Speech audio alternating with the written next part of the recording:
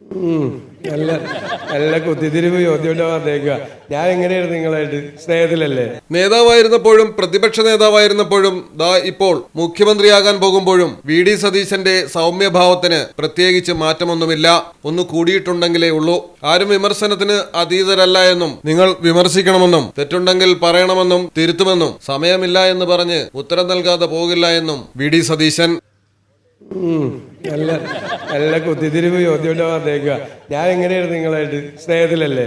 എല്ലാവരും എൻ്റെ അത് നമുക്ക് ആലോചിക്കാം. ഞാൻ അതിനെ എതിർത്തിട്ടുള്ളതാണ്, കയറ്റാതിരുന്നതിനെ എതിർത്തിട്ടുള്ള ഒരാളാണ്. അസംബ്ലിയിൽ അത് പറഞ്ഞിട്ടുള്ള ഒരാളാണ്.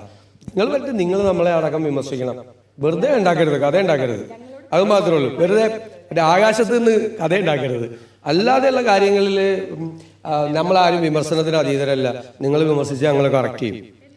വിമർശിച്ചവരോടൊക്കെ ഭയങ്കര ദേഷ്യം അതൊന്നും ഉണ്ടാവില്ല. അതൊക്കെ പറയാം ഒന്ന് സെറ്റാകട്ടെ. അന്ന് സംഭവം കാര്യങ്ങളൊക്കെ പറയട്ടെ. പറയുമല്ലോ, നിങ്ങളെ കാണൂല്ലേ? ഞാൻ ഇന്ന് എത്രാമത്തെ പ്രാവശ്യം കാണുന്നത്?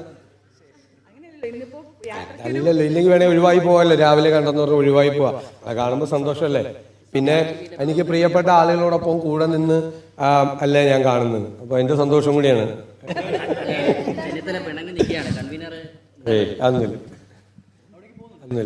ഞാൻ അദ്ദേഹത്തെ കാണാൻ പോകുന്നു. മലയാളം ടെലിവിഷൻ, തിരുവനന്തപുരം. കടലിന്റെ സൗന്ദര്യം ആസ്വദിച്ചുകൊണ്ട് ഒരു ലക്ഷറി ക്രൂയിസിൽ പോയാലോ? മിനാർ ക്രൂയിസ് കൊച്ചിൻ. എല്ലാവിധ സുരക്ഷാ മാനദണ്ഡത്തോടു കൂടിയുള്ള ഒരു ആഡംബര യാത്ര, അതും കൊച്ചിയിൽ. Live DJ, live music performance, magic show, mentalism programs. Minar cruise Cochin.